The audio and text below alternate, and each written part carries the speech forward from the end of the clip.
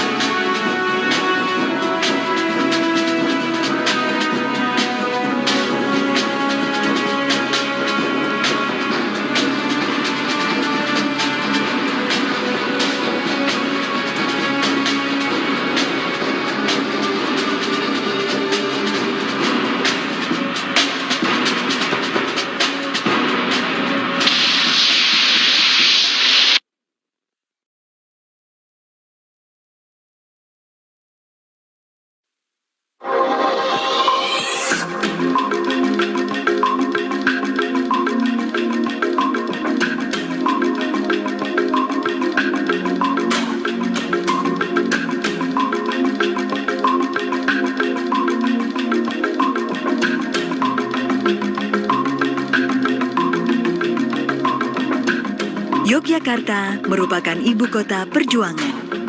Hampir di setiap sudut kota Jogja, kita masih dapat menemukan bukti-bukti pada masa perjuangan. Mulai dari bangunan hingga benda-benda bersejarah sebagai saksi perjuangan. Bukti yang semakin meyakinkan adalah Yogyakarta pernah menjadi ibu kota Republik Indonesia, di mana pada saat itu Belanda melancarkan agresi militer kedua, hingga dicetuskanlah Perang Gerilya dan akhirnya dilancarkan serangan umum 1 Maret 1949.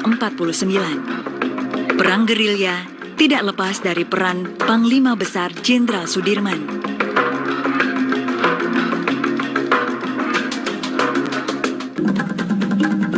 Jenderal Sudirman adalah tokoh kemerdekaan yang lahir pada tanggal 24 Januari 1916 di Bodas, Karangjati, Purbalingga, Jawa Tengah.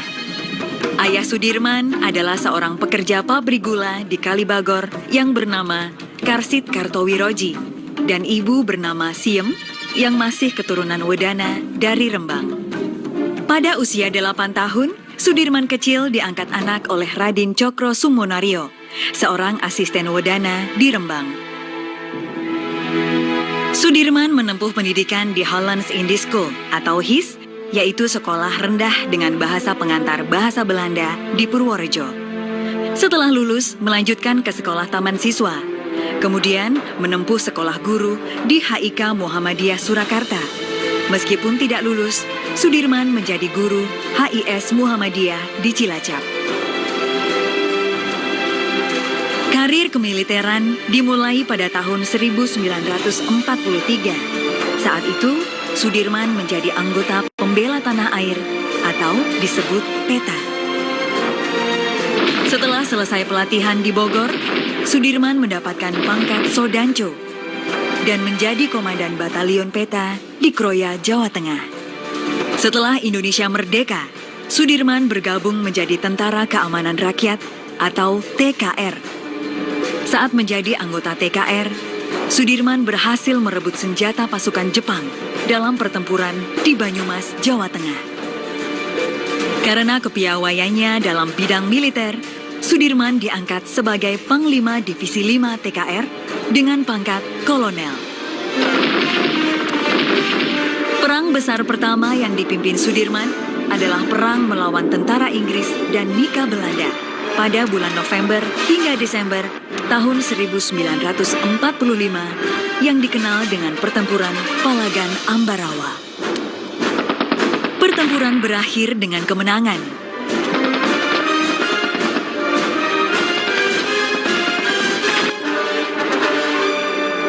Atas berbagai prestasi militernya, maka pada tanggal 18 Desember 1945, Sudirman dilantik menjadi jenderal oleh Presiden Soekarno. Seiring dengan perkembangan TKR menjadi TNI, Sudirman dilantik menjadi Panglima Besar bersama pucuk TNI lainnya di Gedung Agung Yogyakarta pada tanggal 28 Juni 1947.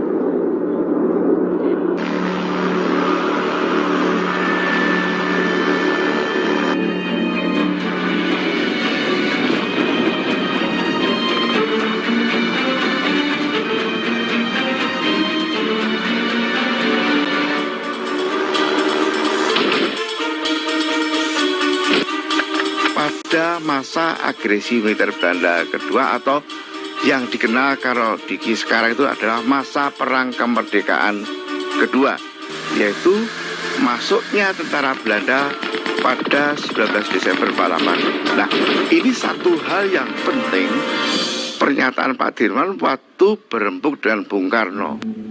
Bung Karno mengatakan bahwa Pak Dirman sakit, istirahat saja. Tidak, Bung. Saya tetap bersatu dengan rakyat. Karena sesuai dengan ucapan saya harus bergabung dengan rakyat menentukan kemerdekaan Indonesia. Ketika penyakit tuberkulosis semakin parah, pada tanggal 19 Desember 1948, Belanda menguasai Yogyakarta dan menangkap para pemimpin negara. Dari rumahnya di Bintaran, Panglima Besar Jenderal Sudirman terus memperhatikan pesawat-pesawat Belanda yang terus mengobrol tembakan. Karena khawatir Belanda menyerang kediaman Jenderal Sudirman, maka Dr. Suwondo menyarankan Panglima Besar Sudirman meninggalkan kota Yogyakarta. Setelah membakar semua dokumen yang ada, perjalanan gerilya dimulai dari kediaman Panglima Besar Jenderal Sudirman menuju Kadipaten dan dilanjutkan ke Kretek Bantul.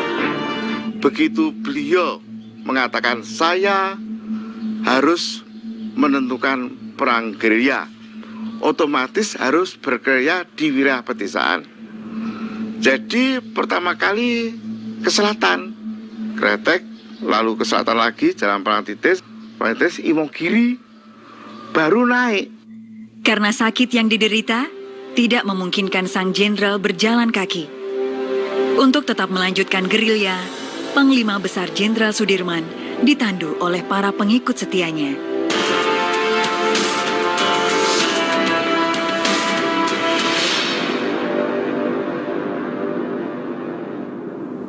Pemerintah mengimbau masyarakat dapat bertahan di rumah saja